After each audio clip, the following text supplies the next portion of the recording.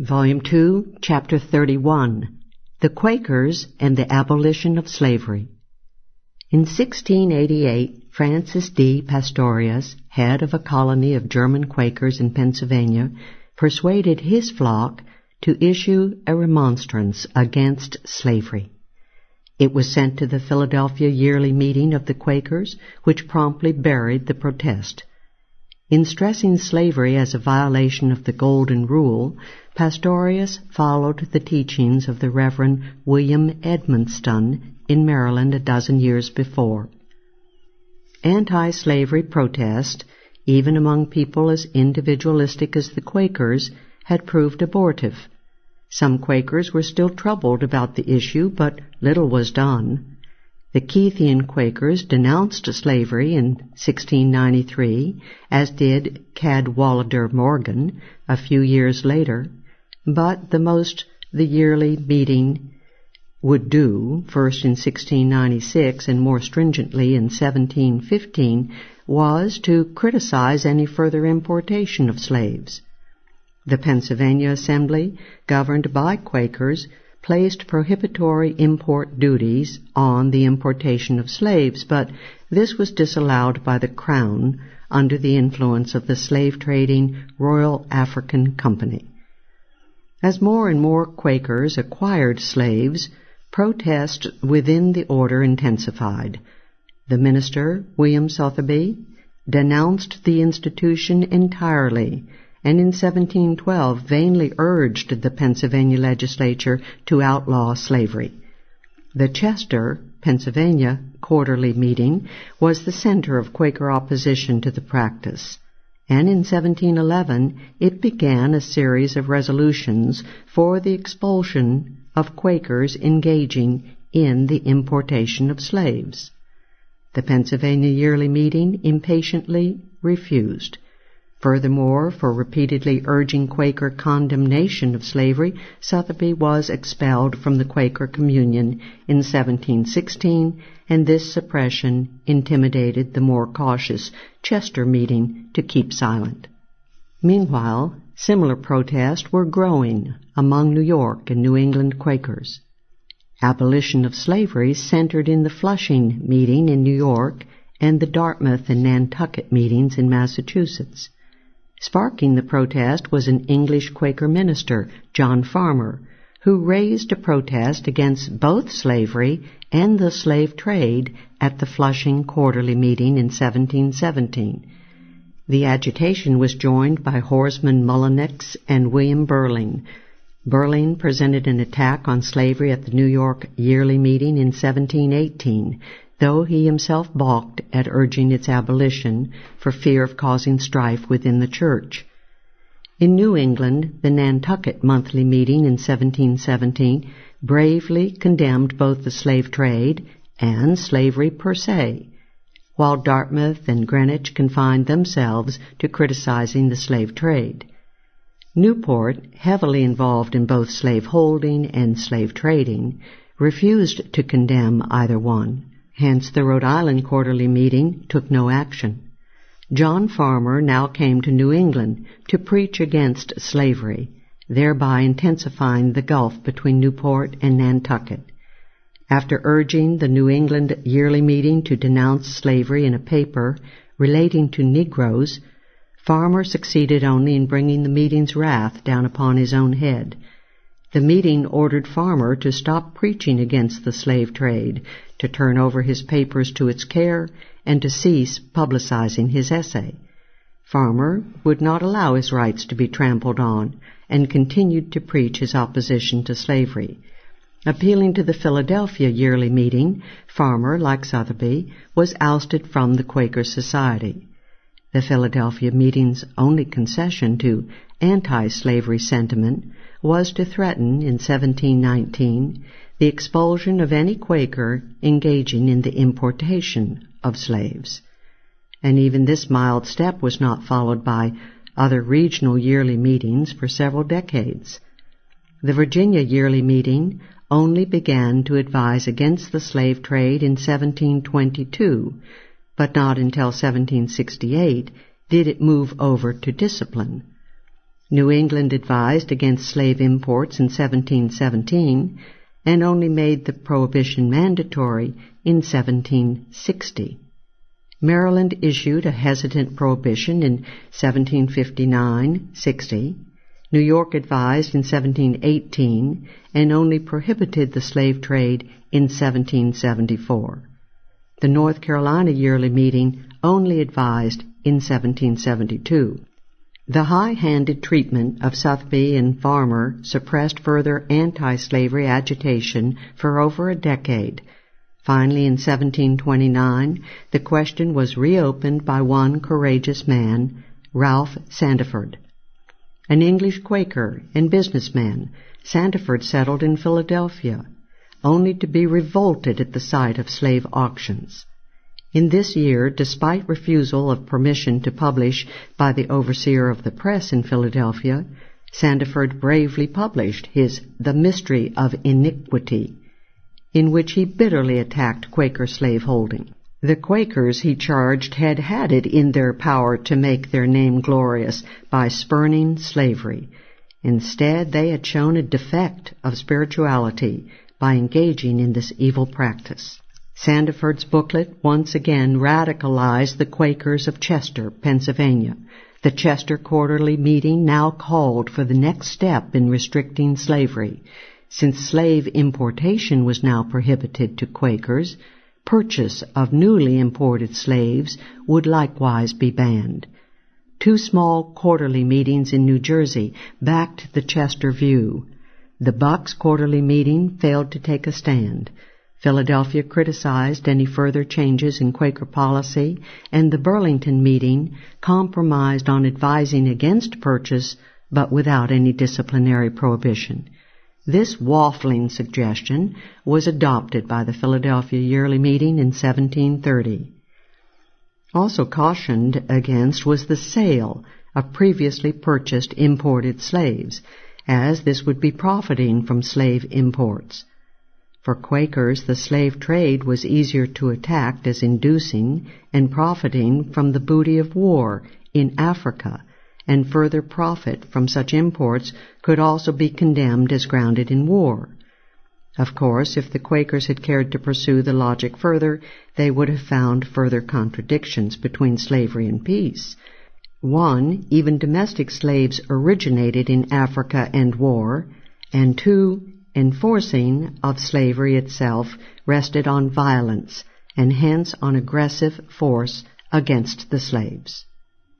Ralph Sandiford, heartbroken at his defeat at the yearly meeting, soon died, but his suit was quickly taken up by his friend and fellow English businessman Benjamin Lay. Lay blasted Quaker slaveholders in his magnificently hard-hitting "All slave keepers that keep the innocent in bondage, apostates pretending to lay claim to the pure and holy Christian religion," 1737. Lay denounced Quaker slaveholders as a parcel of hypocrites and deceivers. The Quaker ministers who held slaves especially raised his ire, for their hypocrisy set an example for all Quakers. Lay pointed out that slavery, just as in the case of murder, was a criminal assault on Christ's gospel of love. Lay not only went unheeded, but was forcibly ejected from Quaker meetings. Into this atmosphere of repression and of general evasion of moral responsibility came the young man who would almost single-handedly free the Quaker slaves. John Woolman was a tailor, farmer, and shopkeeper in New Jersey, a colony containing many slaves. In 1742, as a young apprentice making out a bill of sale for a negress, Woolman realized, with a shock, the true nature of the pervasive slave system. He thereupon decided to devote his life to crusading for the abolition of slavery. Upon becoming a Quaker minister in 1743, Woolman went up and down the colonies, exhorting Quakers to take a principled stand against the institution of slavery.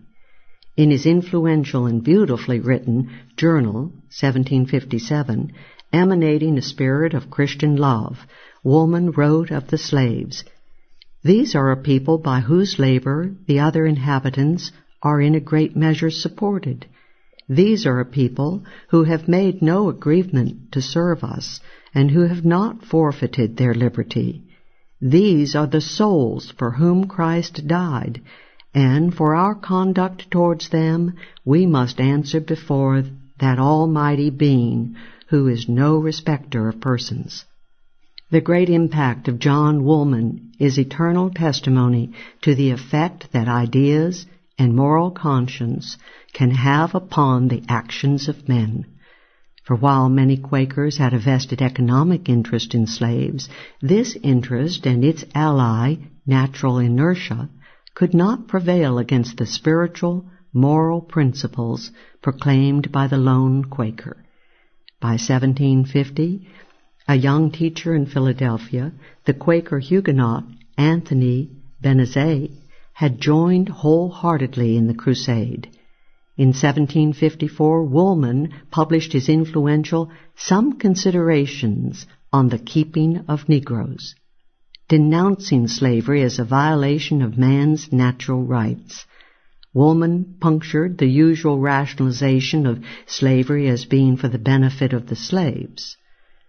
Instead, slavery is precisely to enable the masters and their families to live in luxury off the exploited labor of their human property. Furthermore, slave-keeping corrupted and demoralized the slave owners themselves. It is not surprising that John Woolman, the man of principle, also stuck to the Quaker belief in peace during the French and Indian War, even attacking any war that might be waged against an unjust invasion. When a soldier was quartered upon Woolman against his will, he refused the payment that the government allowed him as compensation. Under Woolman's mighty influence, more and more Quakers took up the cause. Such prominent Quakers as Israel Pemberton, Samuel Fothergill, and John Churchman came out for abolition, and various monthly meetings in New Jersey and Pennsylvania condemned the purchase and keeping of slaves. The great climax of the abolitionist movement in the Quaker Society came at the Philadelphia Yearly Meeting of 1758. While conservatives and slave owners insisted on the old formulas of only barring slave imports and enjoining kind treatment of the existing slaves, Woolman and his fellow radicals launched a principled moral attack on slavery itself.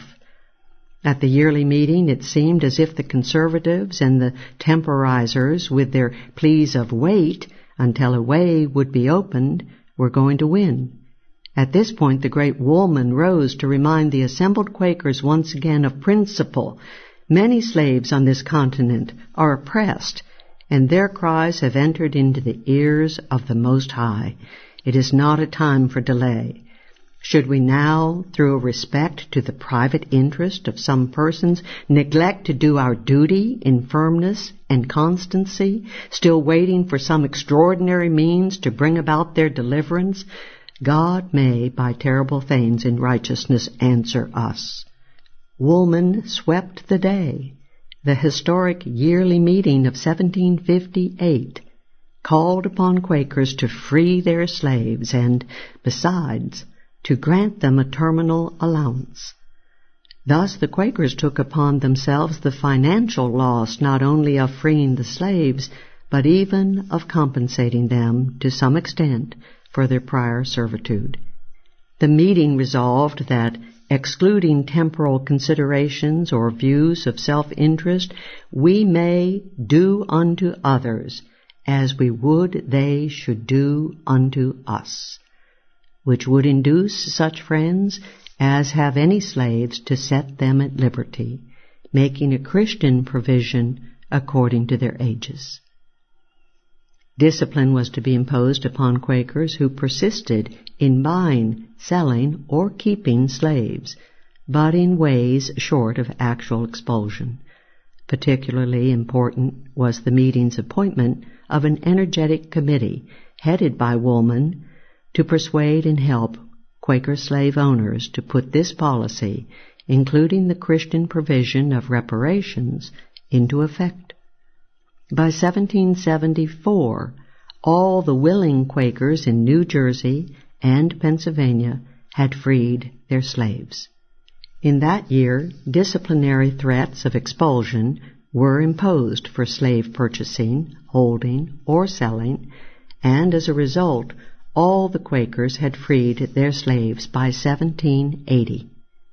In consequence, there was, by the end of the colonial period, an appreciable decline of slavery in Pennsylvania and New Jersey.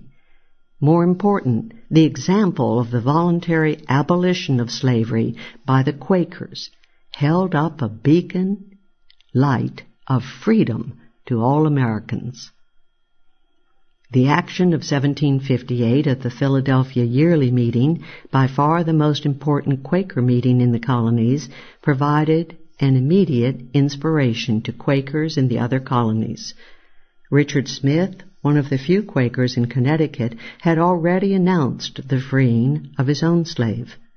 Woolman's trip to New England in 1760 inspired the monthly meeting in South Kingston, Rhode Island, in the Narragansett area, where slavery was widespread, to outlaw slavery 2 years later on pain of expulsion. Boston, Lynn, and Salem Quakers moved to prohibit slaveries, but other areas proved far more resistant, especially Newport and New York City, which resisted pressure from upstate New York meetings. Maryland and Virginia Quakers split sharply on the issue.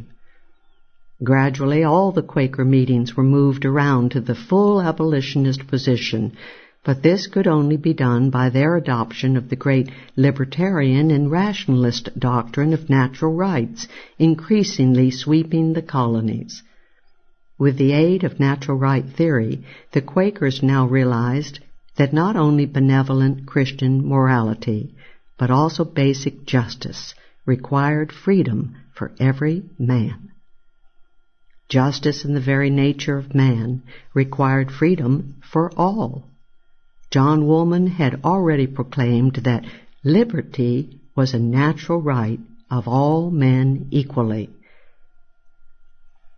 And now the Philadelphia Yearly Meeting of 1765, reaffirming its decree of 7 years before, reasoned the necessity of abolition so that all Quakers might acquit themselves with justice and equity toward a people who by an unwarrantable custom had been unjustly deprived of the common privileges of mankind.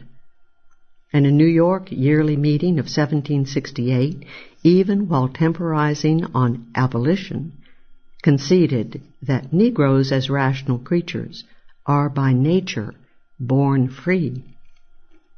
This appeal to justice raised Quaker arguments from concern about initial enslavement through war to the continuing enslavement of the Negroes.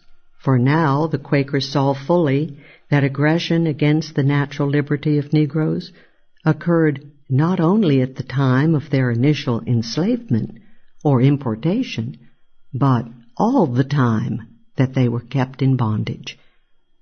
Gradualist arguments about preparing the Negroes for freedom had now also to be swept aside.